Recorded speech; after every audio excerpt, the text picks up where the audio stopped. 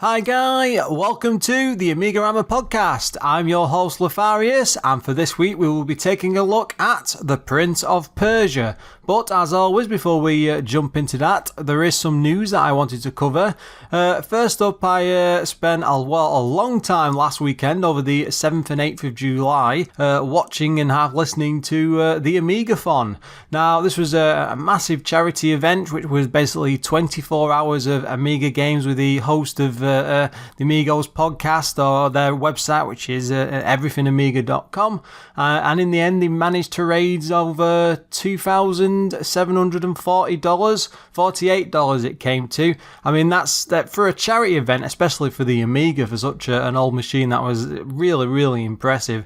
And I had a really good time watching it. It's not my sort of thing, you know, I don't usually do these sort of events or anything, but it was quite a lot of fun just going along and watching the games being played and people chatting along them live and making requests and things. I know they were all pre-booked depending on donations, but it was just interesting to see people like chatting back and forth live about different suggestions for Amiga games and things. There's a fair few I picked up on there, and possibly ideas for future shows.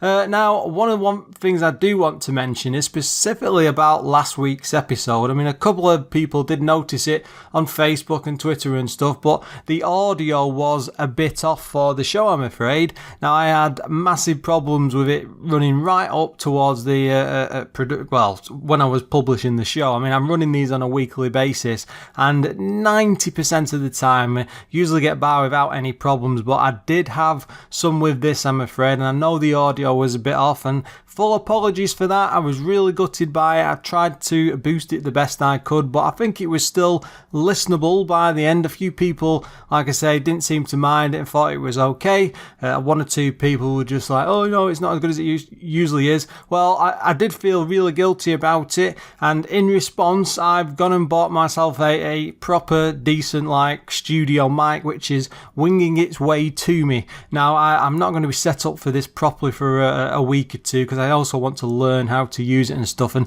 I mean, I'm still a beginner at all this. I mean, even though we're up to 38 episodes in, you know, I'm still a total beginner at this. I am learning my way through like audio editing and stuff, but I am getting there, I promise guys. We will get better in future.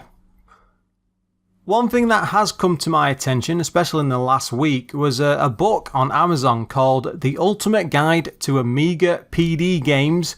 And it was just priced for £1.50. I wasn't really sure what this would be like, because a lot of the times, like the books on Amazon, you know, there's they like copy and paste stuff straight off the internet. There's not a lot of thought gone into it. It's really just a drive to get some easy money, I suppose. But so I did approach this at first with like some intrepidation, but after buying it and sitting down with it, I actually quite enjoyed it. I mean, it was quite a massive book. I'll just read you out some of the blurb.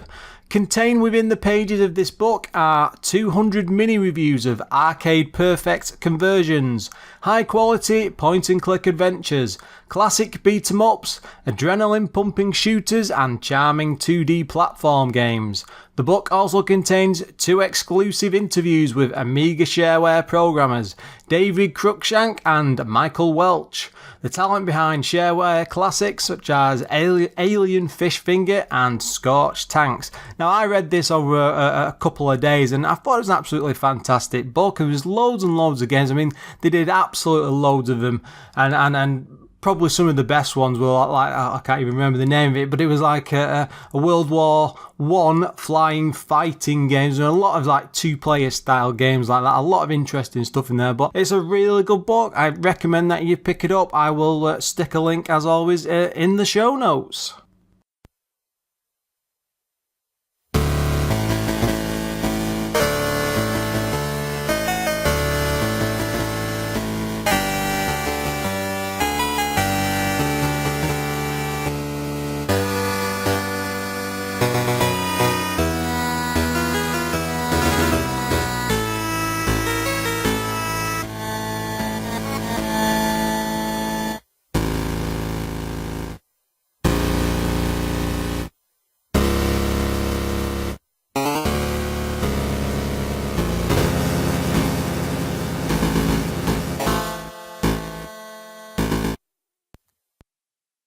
And it's now time to move on to this week's game. Now, for this week, I've gone and picked Prince of Persia. Now, I'm not really sure why this one attracted me so quickly. I think it's because I've been playing a lot of Flashback on the Switch and looking back at them era of games and the way the animation works and so on. And, I've been having a pretty good time. But I did approach this with some intrepidation because it's such a huge game. It made such a big difference back in the day. That's my catchphrase now, isn't it? But, it really did affect so many games and of course, at the time for things to change and different styles to come around, it was a very cinematic style game. So I thought it'd be interesting to go back to and have a look at it and a bit of its history. Now, the Amiga version was one of many ports across numerous systems, but the publisher for this one was Domark. Huge company, as I'm sure you're aware, but they did things like Castle Master, Hard Driving, which was the Atari 3D racing style game, or is it more of a stunt car type game? MiG-29 Fulcrum was when I was looking at. Rampart, I think that's another Atari game. Loads and loads of Star Wars games. They seem to have the license for years. Pretty huge company. And it was developed by Broderbund. Now, they pretty much only focused on Prince of Persia, but they did do another Amiga game, but which to me is very small, but it's called Shuffle Puck Cafe. And to me that looked like table ping pong, or what is it called, like shuttlecock games where you're knocking a little thing back and forth. Is that what it's called, or is it ice table hockey? I don't know. I'm dredging through my memories there. But anyway, that was the odd type of game that it was. I couldn't find out much about it beyond looking at a few visuals and a couple of test videos. It did actually seem quite interesting, but maybe that's a future episode. Who knows? Anyway, this came out in 1990, and it was just on one floppy disk, priced at £24.95, which seems to be the going rate for releases of the time. Now, of course, this is just a standard port, really. There's nothing really fancy about it or extra. The interesting part comes along in looking into the history of the whole. Well, is it a franchise now? I mean, it's been and gone over the years, but it was originally developed by a chap called Jordan Mechner, or is that Meshner? I didn't check the pronunciation out correctly. And it uses something called rotoscope animation. And basically what that means is looking at something that's filmed and effectively tracing it out like a real life moving character. So like running from A to B and then tracing over the steps and then reanimating it in a computer so the character matches the movement and the flow, I suppose. This was developed originally in 1985, I think, on the Apple II. I think that was it. Yeah, April 1985 was the release date. He filmed his brother in April 1985. My God. So it's the mid-80s. And he used it frame by frame to animate all the characters within the game. Now, you might think, they must have done hour upon hour. And straight away, yeah. The amount of things that go on, especially with the character in the game and how fluid it all is. But no, it's all from like a 21-second video, which you can actually still find online. It's quite prominently online. And his brother just like dressed up in like a white outfit which matched what came in the game and just jumped off a few things, did a few movements, walking and running. And when you see the video and then you look at the game, they still match up perfectly. That character does actually match what happened in the real world. And this was something not done at all by any other games at the time. But Jordan also did a game called Karateka way before this, also on the Apple II. And the only reason it wasn't called like rotoscope animation or any fancy name, he admits himself in later interviews that he just did this because he couldn't draw, he'd no skill at it, and it was just an easy way for him to convert that into the animation that we ended up with. And what we effectively ended up with is one of the first cinematic platformers, I believe. That seems to be titled like that across a lot of other places. But then if you've got Karateka using the same animation, then again, that's not really a story, is it? Or is it? I'm not sure. Of course, with it being so far back in the past, and you've had multiple games over the years for this, so you even had at least one Disney movie, I think it was. I might be wrong there, but I actually quite like that movie, by the way. It gets a lot of bad press, effectively, but I thought it was a jolly good romp, and I had loads of fun watching that. Anyway, yeah, there's plenty of interviews to see with Jordan Mechner, and one thing he did say in an interview that he did put a shadow version of the Prince within the game, which is like meant to represent the like the dark part of ourselves. I mean, he's only like a college kid when he first made the game, so I suspect he's looking back at that with like rose-tinted goggles and trying to match up what he thinks he should be saying. But he basically said that the shadow version, it takes damage just like we do in real life. So if you want to be that philosophical, I suppose you can look at that with some interest in you. Because I don't know how many films did that sort of a thing. I think he did it in like is it Conan, the Destroyer, or is it the second one? I'm not sure where he fights a mirror version of himself. But there's loads of fantasy films do it, and they all tend to be in the 80s. It seems to be an in vogue thing at the time.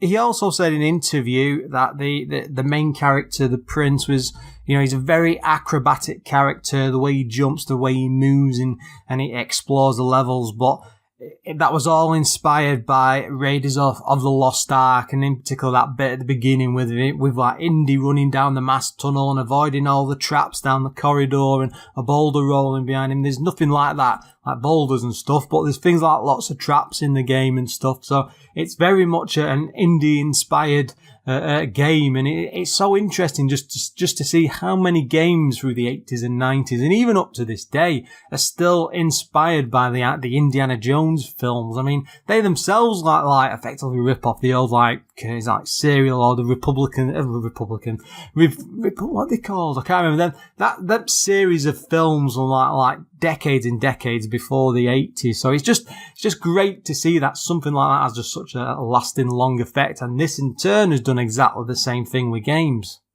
Now, I did my usual and thought I'll have a look at the number of systems this was ported to, and my god, what a list of names. It was absolutely huge. This pretty much got ported from everything portable to home PC to console, and there was constant re-releases over the years, and like the Amiga was just like one of the mid-tier, much later titles. But again, just incredible how many places this actually hit. There's things like a PC Engine version over in Japan where they redid like all the graphics and the designs and really bumped it up and like put turbo on the Prince and stuff and changed it to be more of a Middle Eastern sort of environment, much more than what was in the original game. But there's been lots of remakes like that over the years. Now, it did have a huge amount of success as a franchise over on the PS2. I think it was also Xbox and GameCube. It started with the Sands of Time, which was, again, it was a remake of the original, but they added this like sand timer, and basically you could freeze time, rewind it, I think you could maybe even fast forward. I'm not sure. You could skip back and forth. It was very, very interesting game mechanic, and I believe Jordan Mechner was involved with that as well. And it span off so many sequels, and they've really tried over the years to keep tackling the whole Prince of Persia story and game art and stuff. But I think that PS2 era really, really did something special with it, and that's effectively what span off to make the big movie. Now, Jordan hasn't really concentrated on anything beyond Prince of Persia, but in the late 90s he did produce something called The Last Express, which is sort of like a murder mystery based around a train and the different carriages and stuff, and it's supposed to be a really, really good cinematic, like noir style game and stuff. So if you've got any interest in that sort of thing, I believe it's really, really good and well worth looking into. Again, it's not an Amiga game, it's PC related, but it's probably worth going back to. Now, you're also probably wondering, why has he skipped the coder and the graphics bit that I usually do? And I've got the list, I've done the research and stuff and looked for them. But I'm thinking with this, it's just a standard port, so there's not really much to go into. The coder behind it was a chap called Dan Gorlin. He also did pretty much a standard shooter, I think, called Typhoon Thompson. Graphics-wise were done by Avril Harrison. But interestingly, he also worked on Secret of Monkey Island, Starflight. That's a very good EA space strategy type game, I think. Something called Nuclear War and Return to Atlantis. Also, a chap called James St. Louis. He must have just been some temporary artist or something, because he only did Prince of Persia. Layla Bronstein, she did Carmen Sandiego. I think there was 2 or 3 of those games. Looking through the list, there's only 2, so it's very, very short gameography there. Music-wise, we're looking at a chap called Francis Mechner. There's very little music in the game, I'm afraid, and Tom Rettig, but he did tunes for Kid Pix and Where in Europe is Carmen Sandiego. Now, I've not played or seen any of them in action, so I'm hoping that it's interesting music. Now, the story of the game is something very special indeed. I could probably dedicate an entire podcast to this, but this is how it goes. It is a time of darkness. While the Sultan is off fighting a foreign war, his Grand Vizier Jaffar has seized the reins of power. Sounds like they're trying to describe Aladdin. Throughout the land, the people groan under the yoke of tyranny and dream of better days. You are the only obstacle between Jaffar and the throne. An adventurer from a foreign land, innocent of palace intrigues, you have won the heart of the Sultan's lovely young daughter, and in so doing you have unwittingly made a powerful enemy. On Jaffar's orders, you are arrested, stripped of your sword and possessions, and thrown into the Sultan's dungeons. As for the princess, Jaffar gives her a choice, an hour to decide, marry him or die. Locked in her room, high in the palace tower, the princess rests all her hopes on you.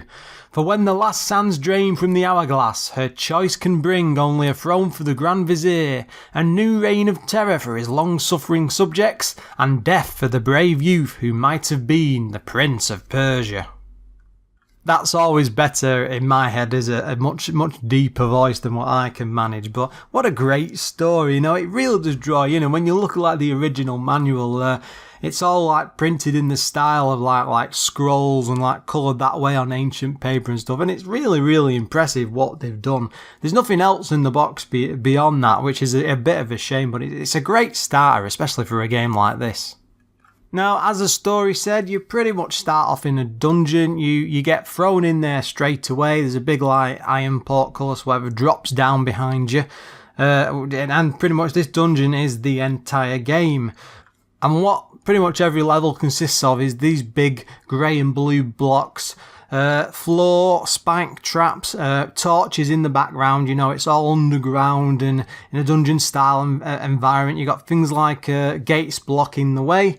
The prince is a character when he starts off. He's pretty much barefoot, as pretty much is throughout the entire game. You don't get a change of clothes for him.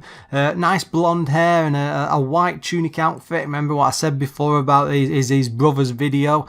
Down in the bottom corner there is no HUD pretty much whatsoever, but you do get they're almost like arrows in the bottom left, and then if you fight any baddies, their arrows appear in the bottom right when you come to combat and things, pretty much representing what their health with. You can increase the health with potions or the vases or vases. I don't know how to pronounce that. I know I'm crazy. And you can also get things like health as well. The main character, he can jump, run left and right, climb up and down obstacles in front of him. That's mostly things like huge ledges, or if he runs over a bit of stone floor that collapses beneath him, he can pretty much climb up or down that. It's a very odd way that the character moves, because everything has this, it's like an inertia. You don't just stop on the spot. You can't just be running forward and then tap left and he just stops instantly. The character does actually turn, and this is why I think it's classed as a cinematic game as well as the whole environment thing, because you have more control over that character than pretty much you have in any other game prior to this, and of course not going into the future, but it's just interesting the way it's done. And I've never really played many games like that. I mean, I did later because this was a trendsetter, so to speak, but there was never really anything that went this in depth. You do pretty much run everywhere, but if you hold down the fire button and then move left and right, he will sneak forward one step at a time. That can help to line up jumps and things, Most of the jumps aren't pixel perfect. You do have to line them up to some degree. If you've got a big jump to take off, you need to like be jumping 1 or 2 steps before you hit it to make it over the whole landing. It's a very athletic game, and you really do have to line up the jumps and things, and you do actually need a good run up, but it's not like Mario sort of running and jumping and boinging all over the show. This feels like you're controlling an actual person with like proper inertia, and you need to take your time and be very careful with how you control him. You can discover a sword within the dungeon itself, and you can actually use that to fight other people down there. I think they seem to be guards. They never talk or anything. Sorry, by the way, there's no sort of like text or description between you and the characters within the dungeon. But with the sword, and when you're facing against the other people, it's very, very similar to a game like Sid Meier's Pirates, where you've got to take your time and move forward and move back and parry their shots and parry their attacks. There's no other weapons beyond the sword, and you have to really take your time. And what you can do is, they swoop at you and you can parry it and then swing back, and you've got to time it just right. And because it's all based around the animation, you have to watch the character carefully, and it can make some of the combat sections really, really quite tough, especially if they've got lots and lots of like energy compared to you, like might say like 3 or 4 or whatever you've lost by this point. So of course, all the enemies can also do the same to you, and some of them can be quite challenging. Even for a game from 1990, this looks absolutely fantastic. I mean, they are very simple, but the animation is fluid.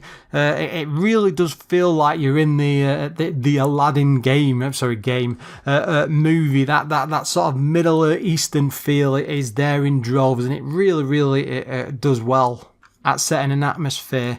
Lots of the puzzles are like time and speed based. You might have to make a couple of jumps in a row.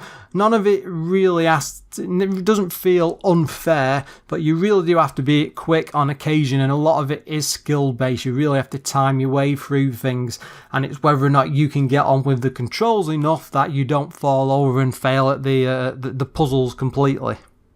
There are only sound effects throughout the entire game. There's only like a death jingle when you die. There is a main opening single you will have heard so far already. But it is a bit disappointing that there's not much more music than that. There's lots of things like metallic clunks and sword strikes and things when the stones fall from the collapsing floors and stuff like that. And gates opening and closing. It's very nice sound effects, and it does create this nice quiet atmosphere, and which is tense, and then you're supposed to take your time, but you still need to push on quickly. I mean, it's a shame there's not any real music in there, but for what they do with the limited sound effects, it really works well.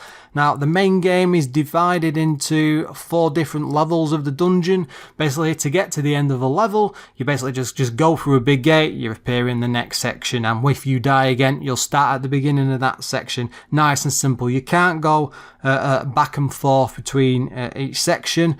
There's a brief cutscene between each of the levels, nothing too fancy. It's usually just like the princess stood there like staring out at the moon and praying that you're going to be there soon. But again, you've only got 60 minutes to do this, so it's not a long like 10-15 hour game. You have to be on the ball and moving constantly to get through this on time. As I said earlier, the character is very athletic. It really does feel like you are controlling a gymnast, even with some of the movements and the way he can jump and stuff. I think that was also one of the disappointing things about it, because the controls, you do take some getting used to, but they're not as sharp as I would hope they'd be to be doing the sort of movements and quickness to get around things. I mean, sometimes that's frustrating and it can cause you to fail at some of the puzzles, but a lot of the time it's one of them things that if you work at it and you learn your way around them controls and know that you've got proper direct control. There's nothing like this beforehand, and there's very few games that got it right to this extent. I mean, probably the closest I would say would be something like Flashback, but that was a few years later. I do worry going back to a game like this because it was such a huge thing, and I know it's got a lot of fond memories in people's minds, but, you know, I have to look at this as objectively as I can, and you know, there's always problems with games and things, and this does has a few. Probably one of the most frustrating things for me was there's no, like, checkpoints, and it can take absolutely ages and some real spot-on controlling to get through a section of puzzles, and you might have to, like, collect something in what is, like, say, off to the left of the map, and then run all the way off to the right. There's no map, by the way, so you have to learn these levels properly. But then you get stuck on something simple on the return journey, and then it kills you, and you're pretty much back to the start of the level. So there is a lot of backtracking and toing and froing, which is part of the frustrating thing of the game, but it does make sense because you've only got an hour, and I'm pretty much rubbish at games, I will admit that. I'm sure I've said it many times before, but you really do have to be on the ball and then focus on this properly. The lack of in-game music is a real problem. I mean, the opening track's not amazing, but, you know, this is the Amiga. They could have done something a bit special or a bit extra. This has only got a few levels, so it's not like it's graphic intensive or packed to the brim with things, so they could have put in a few more tunes here and there and maybe done some low light line music in the dungeon, maybe a few dings off of dripping water in the background. Oh, one thing I didn't mention, sorry, it's just come back to me at that point, is when you run with the prince, you do actually hear the patter of his feet on the floor of the dungeon, which absolutely sounds fantastic. And you might think, well, if you're running everywhere all the time and you keep hearing them steps, that's going to be annoying. But it really doesn't. I mean, it really does help add to that atmosphere. And it's just a shame that there isn't a few more sound effects down there just to make it widen the soundscape out. Soundscape, is that even a thing? Just to make it sound a much better environment. They do a great job with what they got, but, you know, it is frustrating on that level. There's no, like, real lives. I suppose it's part of the challenge, you know, when you die you get flung back to the beginning of the level. But there's a few times you just think, oh, I've done something stupid, or I've just fallen down a slight drop here and landed in some spikes. I'm all the way back to the beginning of the stage, and then you just think it'd be so easy to just give you a little, either a checkpoint, a little hit point, or a chance to just come back. Not a hit point because there is points, but just that chance to restart from where you were, because it's often a case that you get stuck in frustrating situations and you just want a very quick chance to retry them, but it doesn't let you do it. The game is only 60 minutes long. It really does force you, though, to learn the dungeons. You pretty much do get to go everywhere, and there's not much reason to explore other things. I mean, I don't think this is the sort of game that you'll be coming back to time and time again. The biggest issue, I suppose, is the controls. Once they click and you learn them properly, they do work, they are functional, they get the job done, but sometimes it can be a bit clunky having to get this prince, you know, you're running towards him, you want him to just turn around and go the other way, and it feels like it could take almost a lifetime for him to turn on the spot. You know, he's nimble when he's running, but he's not too nimble when it comes to, like, turning around. There's that halt and stop and things. And I suppose it's based on that real lifestyle animation, which is fine and everything, but a lot of the time you think, I am playing a game. But then again, at the same time, it just adds so much more to the character because it feels like you're actually playing a real person. So I suppose it's down to personal preference, whether you like that or not. For me, I didn't think it was a bad thing overall. I got on with it enough after I played it long enough to, you know, get used to its foibles and its problems, but I quite enjoyed it towards the end, to Control especially.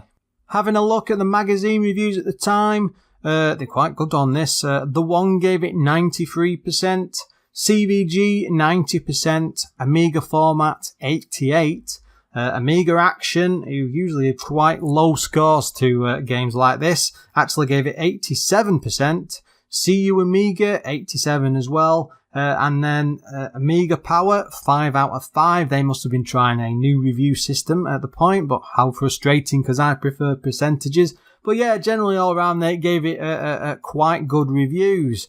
Now, as I said before, this is quite an odd game to cover because, you know, it's really seen as a classic and it was like genre defining. I know I say that a lot for some games, but, you know, it's a long time ago for the Amiga, and a lot of people who played these games back in the day are now in development themselves, and they have to look back on their own history and things. And you come to something like Prince of Persia, and you can really see where the grounds for this whole animation and style of play comes from. You know, it does feel very, very film-like. You know, I understand why it's called a cinematic platformer.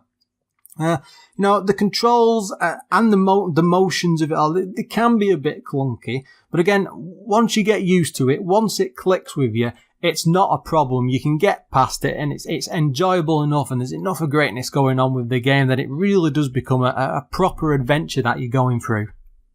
I really can understand why the likes of Flashback based so much on this, with like the fluidity of the movement and the style of it and the way it looks, because it really does make the game feel something special. It's not like it's just an actiony platformer. There really is something enjoyable about this. It really is special, and it really does earn the respect it's garnered over the years. I mean, the graphics for it and the way the environment is and the way the character moves with the animation, it's something else. You don't see this very often in many other games.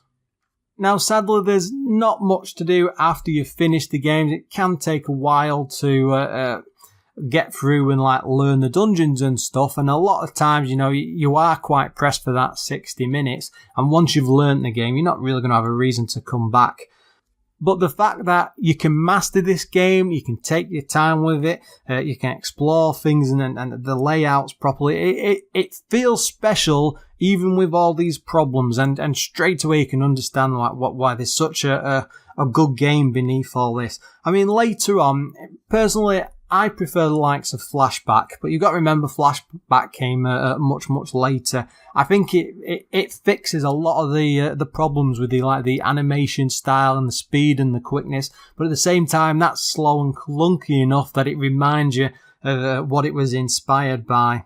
But Prince of Persia really is a classic, and I can understand the love and why it's seen as such a good game. I mean, there's so much going on here. It is a brief game to play with, but the fact is you need to take your time to it. You need to learn it, and it comes from, a lot of it comes from like the enjoyability of the environment and how deep you get into it and how much you draw it in.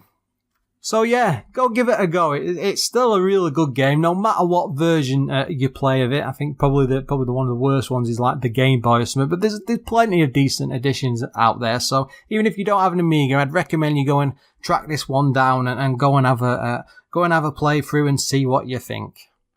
With that, I think it's the perfect time to end the podcast. As always, if you want to comment on anything you've heard this episode, or even got any sort of suggestions or tips on games and stuff to cover in future, you can drop me a line on Lorfarius at AMIGArama.com, or pop along to the website or Facebook page and just let me know what you think. I'm actually quite interested with Prince of Persia, especially because it's such a different game to everything else I've covered, and it inspires so many other things. I'd really be interested to know, like, when did you play it? You know, how old were you at the time? Did it push you on to some other sorts of games? And were you drawn in as much as I am going back to this today to play? Until next time, guys.